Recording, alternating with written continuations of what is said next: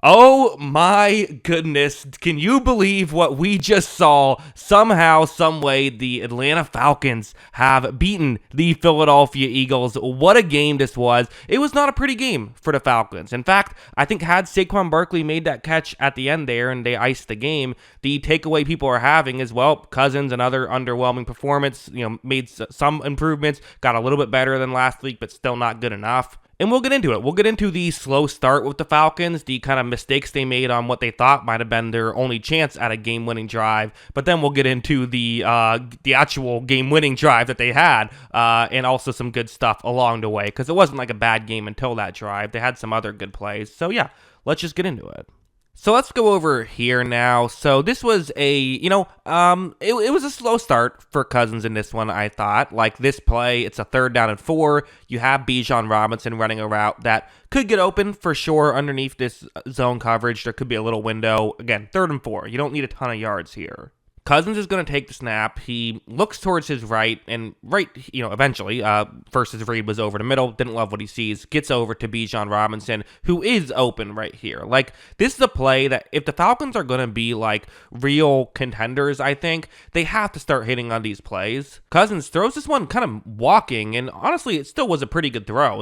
I feel like Robinson should have caught that one for me, personally. That's kind of how I view that. But, yeah, I mean, not an ideal situation. Again, they were kind of beating themselves, right? Like opportunities that just weren't quite hitting. This one, another 3rd down and 4 situation, another kind of similar type of play, except this is something you're looking at right away. This is designed to a wide receiver, right? It's not a check down, but still, watch what happens. Cousins takes a snap. He's going to quickly get the ball in that direction, and you see this Eagles defender is making a nice read on it, and part of me does wonder, was this a coaching thing a little bit? Did the Eagles kind of have a bit of a tell on the Falcons? Was this just a guess, but maybe an educated guess? Because I thought Drake London ran a pretty good route here, but nonetheless, I mean, watch what happens. This one is nearly intercepted. For a second it looked like it was, ends up being incomplete, but, Eagles still take the 3rd down stop, get the ball back, but still, for Kirk Cousins, I mean, this is not an ideal play. Again,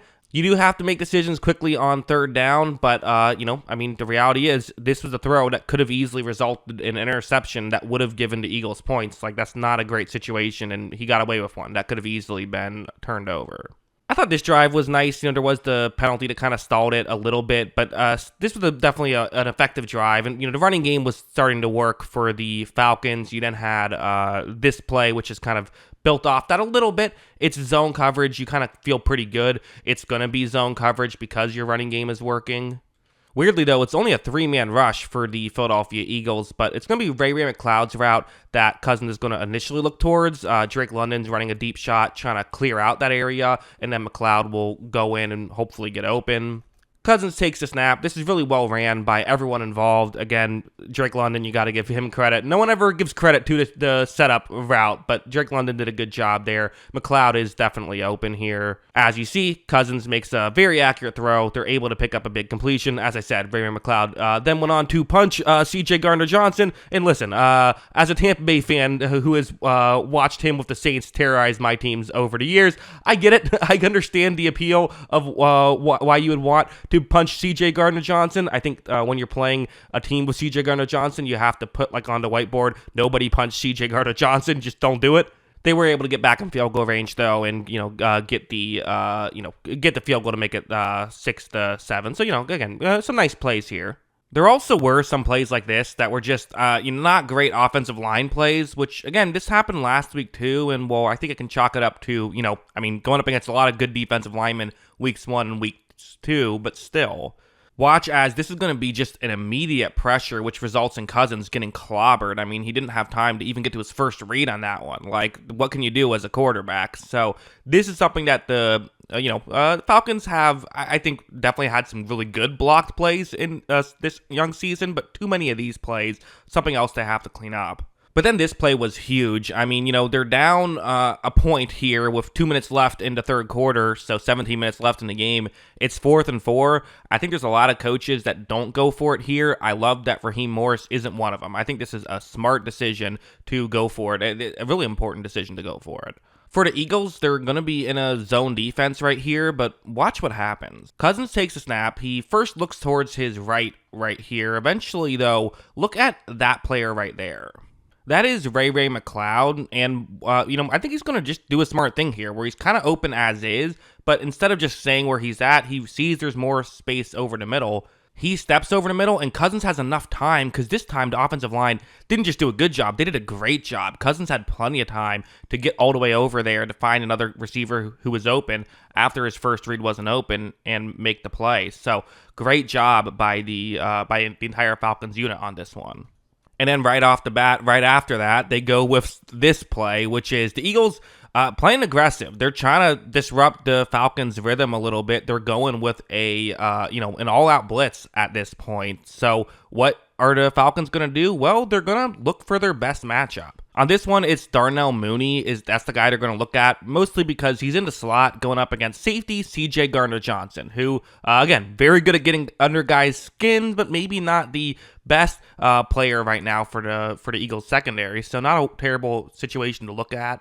As you see, Cousins takes the snap. He's going to look in that direction and fires in that direction. And Mooney is just, he's open at this point. I mean, he's running a great route. Cousins puts this one right on the money, and also watch Mooney manage to stay up, tosses Gardner-Johnson to the ground, and gets into the end zone for a touchdown. So, maybe a little bit. I'm sure that was the Falcons players were very happy on the sideline after that play happened for sure, for a lot of reasons. But one of them just simply being you were able to get a big play going, which is really good for Cousins in this Falcons offense. And then this sequence, which just wasn't good. I mean, so what's going to happen is this is a 2nd down and 9 situation. So you have honestly a good concept on this play. Like, watch, this works. I mean, they have a player who's going to get wide open on this. And, like, if you can hit him in stride, I don't know. I don't think touchdowns off the board here. At the very least, big completion, get you in field goal range to where you can, take the game-tying field goal. And at first, this looks like it was just a missed throw. That is not what happened. What actually happened was for whatever reason, the receiver on this play, Darnell Mooney, just stopped running the route. I don't know why, but he kind of got, there's kind of pressure in his area, and he just decided not to continue running. So that was bad. That was not a very good job, which resulted in now you have a 3rd down and 9, and they gained 8 yards where Drake London didn't run his route deep enough, so got tackled a yard short of the 1st down marker. And then this play would happen, and it's CJ Gardner-Johnson. Listen, you live by CJ Gardner-Johnson, die by CJ Gardner-Johnson. You had quite the game in this one, where right here you see where he is on the field on this 4th and 1. This is an incredible read by him. I mean, he's going all out to stop the run. If this is a passing play, he'll get burned. He kind of knows what we all know in this situation, though. They are not throwing the ball here. They are going to run it. Watch him just read this well, rushes in, and makes an incredible tackle. He just stands up. Bijan Robinson, they are able to make the play work. I mean, what a performance, what a play, what a game by CJ Gardner-Johnson to be able to make this work. But then all of a sudden, this happens, where somehow they get kind of gifted one more drive with the Saquon Barkley drop. You see right here, I mean, this is a bad play by the Eagles defense, I gotta be honest. But what do good teams do? What do good quarterbacks do? Take advantage of their opponent's mistakes. You see Cousins is going to take the snap. He looks down the field and fires down the field. And as of right here, I mean, this is as open as it gets. The Eagles trying so hard to not give up a big play. They're giving up a big play. That being said, you got to give credit to Darnell Mooney running a good route here. And like I said, give credit to Cousins for reading this play. Cousins fires this one down the field. They're able to pick up a, huge completion there. And just like that, they're already on the other side of the 40, and they're pretty much in position to where they don't have to worry about the clock that much at this point. They got to here where, Cousins again throwing this one. This one's a little bit tougher, but still there's those windows there. I don't really get what the Eagles were doing, kind of giving up the sidelines exactly where the Falcons are going to be wanting to play. Not just that, but a missed tackle here. Again, got to give credit to Darnell Mooney for making the plays, right? But also, Eagles, what are you doing here? I think both things are fair to say. But again, really good throw from Cousins. Well-timed, all that stuff, absolutely true. And then this play was just good stuff by the Falcons. I mean, you could sit here and say some of that stuff was bad defense. This is really good offense, though. It's a 3rd down and 5. So, again, you have time at this point, but only 2 plays. So you have to really, have to score on this one or the next one, or at least get 5 yards on this one or the next one. Drake London's route, you see it. It's zone coverage, but it's essentially a one-on-one matchup with him and Darius Slay, who, Darius Slay, maybe not as elite as he once was, still a very good corner. Watch, though, as when Cousins looks in that direction, I mean, London's running a great route. It kind of fakes as though he's going towards the middle. You see Slay's a bit flat-footed. And then when London cuts towards the top of the screen, he gets wide open and really well-timed and thrown ball by Kirk Cousins. And all of a sudden, out of nowhere, even after a penalty, Younghoe Koo makes the extra point. They get the go-ahead point that way. They win the game with an interception by Jesse Bates. Because, of course, Jesse Bates got an interception here. And the Falcons, who look to be 0-2, are they already dead with the NFC South looking tougher than people realized? Well, they're able to pull out a miracle victory. And their season is far from over. Not that it would have been over at 0-2, but feels way better at 1-1. That's what I think. What do you think? Let me know in the comments below. Always love hearing from you. And of course, as always, thanks for watching.